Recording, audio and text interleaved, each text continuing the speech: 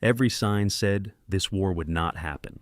On February 27, 2026, Oman's foreign minister told the world that a deal between the United States and Iran was close. Iran's own foreign minister called it a historic moment. New peace talks were set for March 2nd. Everyone believed something was finally going to work. 24 hours later, Iran's supreme leader of 35 years was dead.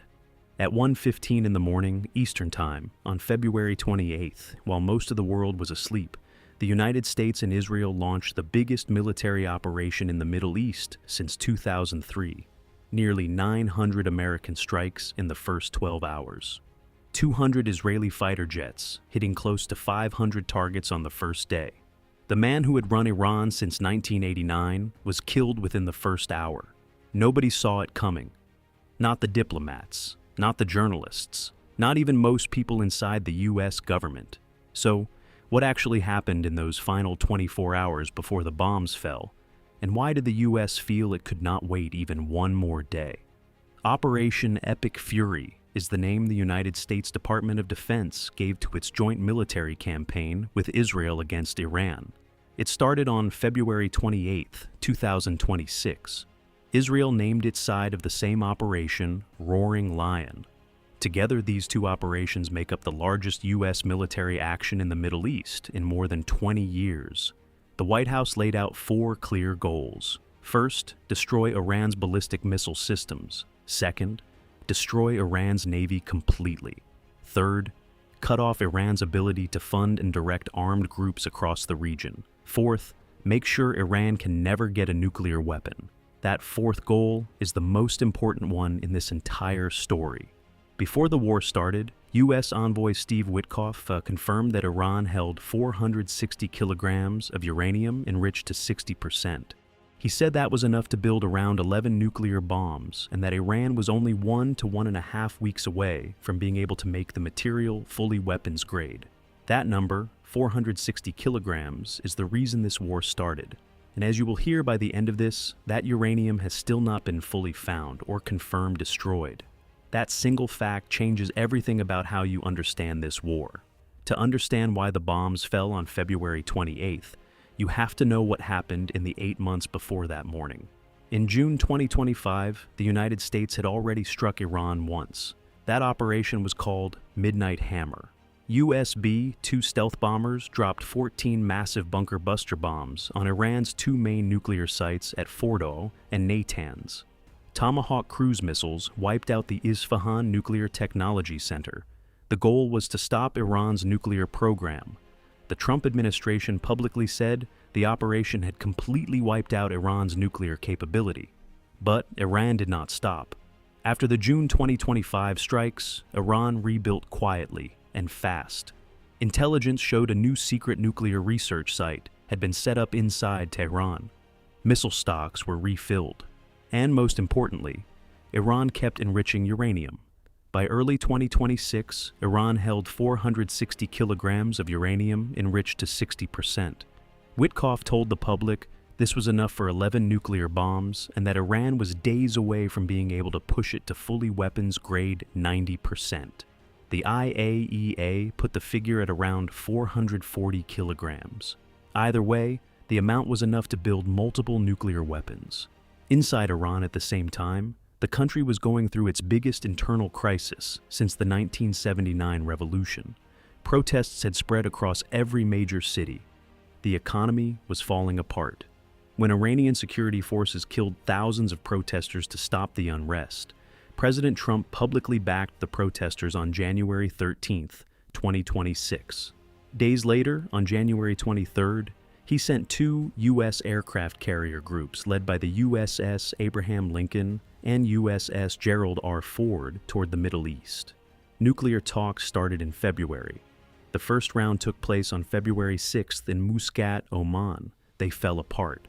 Iran wanted the right to enrich uranium. The United States wanted zero enrichment. A second round happened on February 17th in Geneva. Both sides agreed to write up draft deals, but the gap did not close. A third round happened on February 26th, again in Geneva. During that session, Oman said Iran had agreed to never stockpile enriched uranium. Iran's side said the enrichment question was not settled. The two sides were still not reading from the same page. The next morning, February 27th, Oman's foreign minister made his public announcement that a breakthrough had been reached. New talks were set for March 2nd, but behind closed doors, the U.S. had already made its decision. U.S. and Israeli intelligence had found the exact location of Supreme Leader Ali Khamenei. That window was narrow. His location could not be guaranteed to stay fixed. Once it was locked in, the order was given to move immediately. At 1:15 in the morning, Eastern Time on February 28, 2026, the operation began. In Tehran, the local time was 9:45 in the morning. The city was already awake and going about its day. The United States and Israel had split their targets. U.S. Central Command went after southern Iran, hitting ballistic missile launch sites, air defense systems, naval bases, and nuclear sites. Israel went after northern Iran and Tehran itself. The Israeli Air Force sent 200 fighter jets and hit leadership buildings, Revolutionary Guard command centers, and Iran's ballistic missile production sites. Israel hit around 500 targets on the first day alone. The weapons used included F-35 stealth fighters, F/A, 18 Super Hornets, Tomahawk cruise missiles, and one-way attack drones. Media reports also pointed to the Black Tomahawk, a secret stealth cruise missile reportedly used in combat for the first time in this operation. The very first strike hit the Leadership House compound in Tehran. That was where Ali Khamenei was located. He was killed in the opening wave. He had run Iran for 35 years. Israeli officials confirmed his death within hours. Al Jazeera and Reuters both confirmed it by end of day. Iran's defense minister Amir Nasirzadeh and Revolutionary Guards commander Mohammad Pakpour were also killed in the opening hours, along with 5 other senior military commanders. On March 3rd, Daoud Ali Zadeh, the deputy commander of the IRGC Quds Force Lebanon Corps, was killed in Tehran. On March 2nd, the IRGC Malik Ashtar building in Tehran was completely destroyed in a joint U.S.-Israeli missile strike, confirmed by video from Iran International. In the early hours of March 3rd, Iran's state broadcaster IRIB headquarters was hit in a separate Israeli airstrike. On the nuclear side, strikes hit the Natanz enrichment plant, the Parchin Explosive Research Center, the Iran Atomic Energy Agency headquarters in Tehran, the Isfahan nuclear complex, and the secret Mianzadeh site that intelligence had marked as a nuclear weapons development location. The IAEA later confirmed damage to the entrance buildings of Natanz's underground fuel enrichment plant. Satellite images showed significant damage to the Isfahan military garrison by March 8th. However, the IAEA also said that since Iran had stopped allowing inspections after the June 2025 strikes, it could not confirm the full condition of the nuclear material stored at these sites. Iran's navy was hit just as hard. Over 51 Iranian naval ships were struck or sunk across the first 2 weeks. The IRGC drone carrier, a converted container ship called the Iris Shahid Bagheri, was destroyed within hours of the operation starting. On March 4th, the U.S. submarine USS Charlotte sank the Iranian frigate Iris Dana in the Indian Ocean near Sri Lanka. Defense experts noted this was the first submarine combat kill since the Falklands War in 1982. On March 10th, U.S. Central Command reported that U.S. forces destroyed 16 Iranian mine layers near the Strait of Hormuz. At the same time, Iran's internet was taken down on purpose. Connectivity dropped to 4% of normal. Government websites went offline. The state news agency IRNA went dark. Major banks, including Bank Melli Iran and Bank Sipa, could no longer serve customers. The blackout lasted 6 straight days. By the end of the first 12 hours, a senior U.S. official confirmed that American forces had carried out 900 strikes. CENTCOM. Commander Admiral Brad Cooper said U.S. forces were not just dealing with today's threat, but taking away Iran's ability to threaten the United States in the future. By March 11th, the White House confirmed the U.S. had hit more than 5,000 targets inside Iran. The first 100 hours of the operation cost an estimated $3.7 billion, around $891 million per day, according to the Center for Strategic and International Studies. Most people watching this war expected Iran to respond carefully and in a limited way. The thinking was that Iran would fire just enough to show it was still standing without pushing things into something bigger. Then, Iran fired 350 missiles in a single day, and it became clear this was not going to stay small. Iran named its response True Promise 4.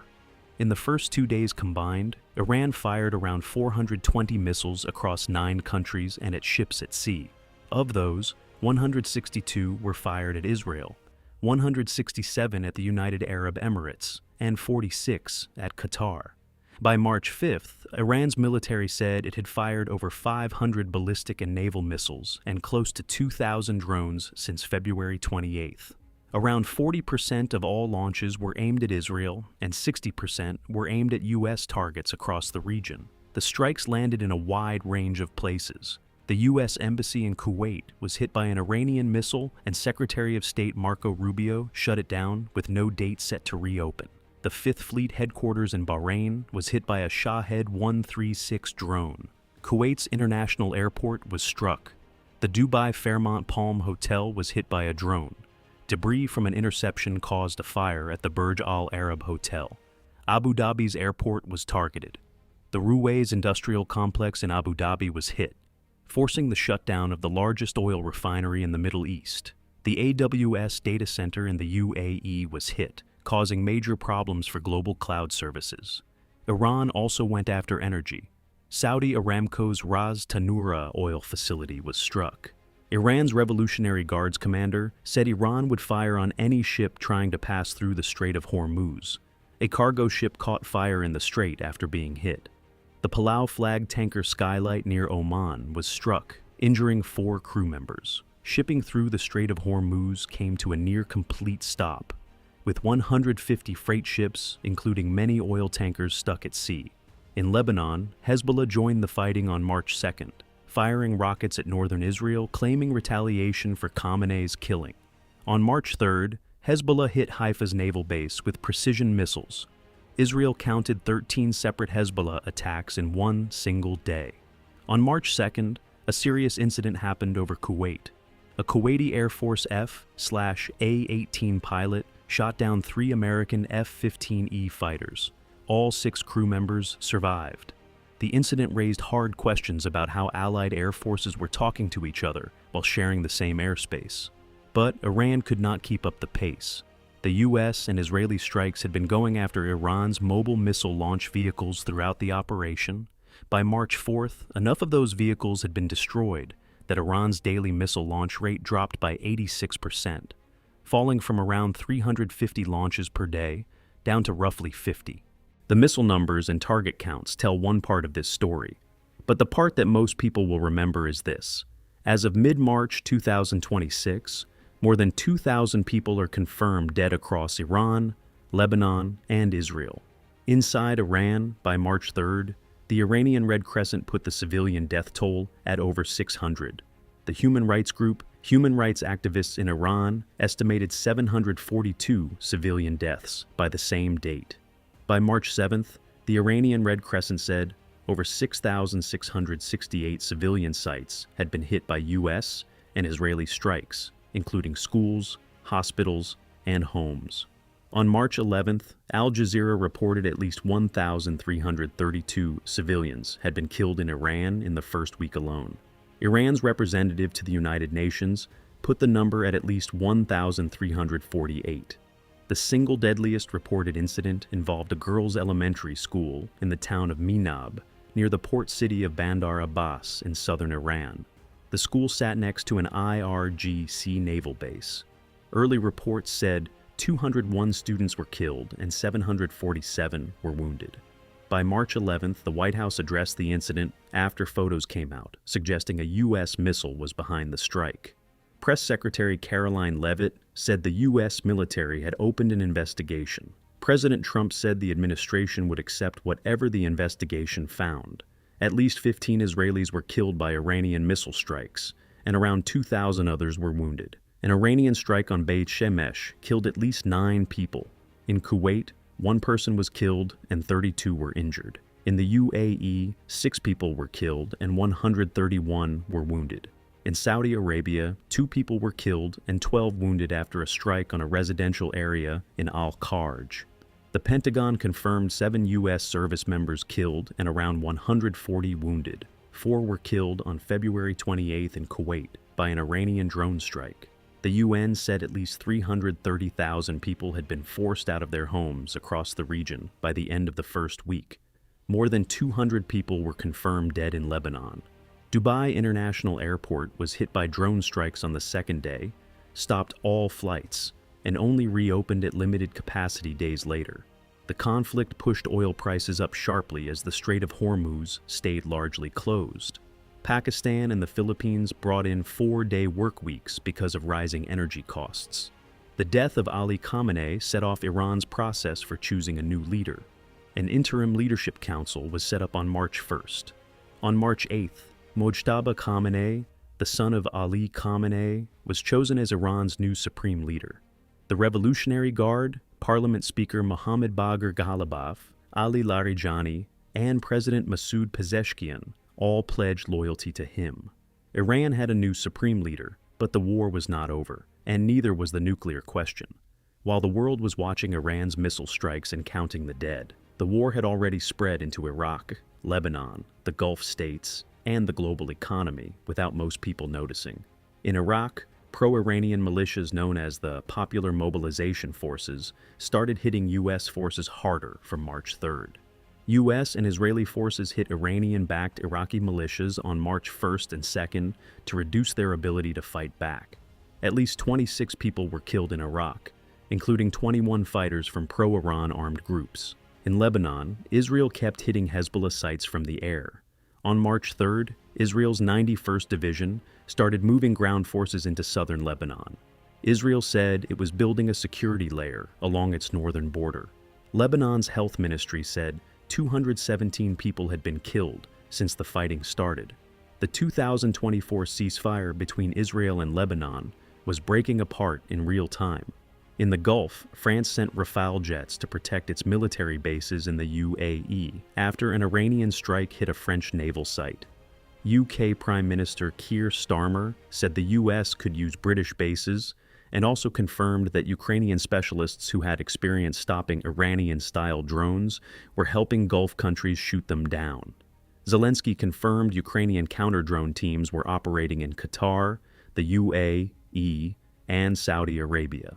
Saudi Arabia's Crown Prince Mohammed bin Salman publicly warned Iran that Saudi Arabia would use military force against any further attacks. The Washington Post reported that MBS had made several personal phone calls to Trump in the weeks before the operation, pushing him to strike Iran. The Wall Street Journal reported that Senator Lindsey Graham made the strongest direct argument to Trump for military action. Turkey brought Article 4 consultations to NATO. NATO Secretary General Mark Rutte backed the U.S. campaign, calling Iran a threat to global security. Ukraine, Australia, Canada, Germany, Finland, and 14 other countries publicly backed the operation. China, Russia, Pakistan, Brazil, and Norway opposed it.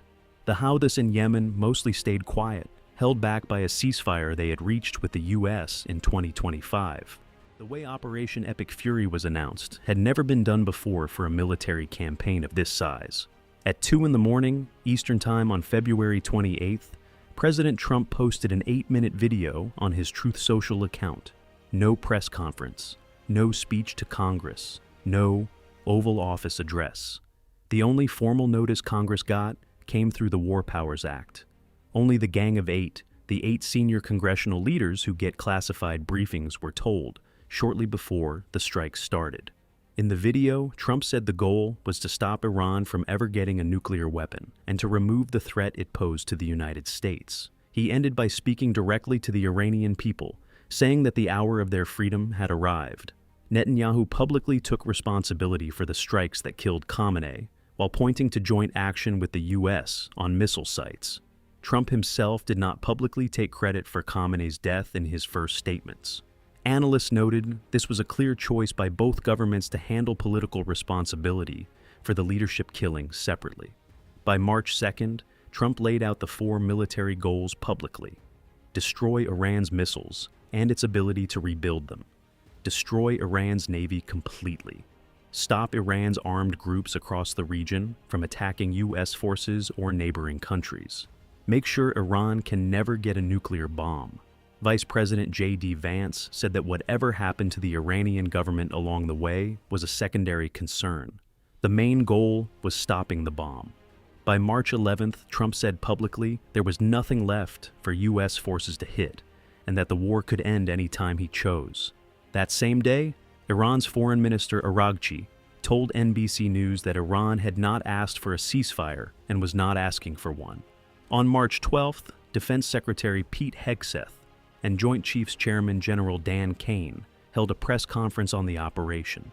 Also on March 12th, a U.S.K. C-135 refueling aircraft went down in Iraq, confirmed by CENTCOM. The war was still going. Ali Khamenei is dead. A new supreme leader is in place. Iran's missile launch rate has dropped by 86%. Its navy has taken massive losses with 51 ships hit or sunk. The U.S. has struck more than 5,000 targets inside Iran. The first 100 hours alone cost $3.7 billion. But here is the question this whole war was supposed to answer. Before the bombs fell, Iran held 460 kilograms of uranium enriched to 60%, enough for around 11 nuclear bombs and only days away from being pushed to full weapons grade. The U.S. and Israel struck every nuclear site they could find. But as of now, the IAEA says it cannot confirm where that uranium is, or whether it was destroyed. The IAEA chief pointed to an underground tunnel system at the Isfahan nuclear site as a possible storage location. The Washington Times reported that some of the material may have been moved before or during the strikes. Defense Secretary Hegseth refused to answer questions about it, saying it was an active operational matter. The military part of this operation looks close to done. But the reason it all started, that 460 kilograms of uranium, is still not accounted for. That is the part of this story that is not finished. What happens with that material in the coming days will matter more than anything else that has happened so far. And the decisions being made right now in Tehran, Washington, and Jerusalem will shape this region for a long time to come. If you want to keep following this story with real facts as it moves forward, subscribe and turn on notifications. Share this with someone who wants to understand what is actually going on beyond the surface level headlines. The story is not over.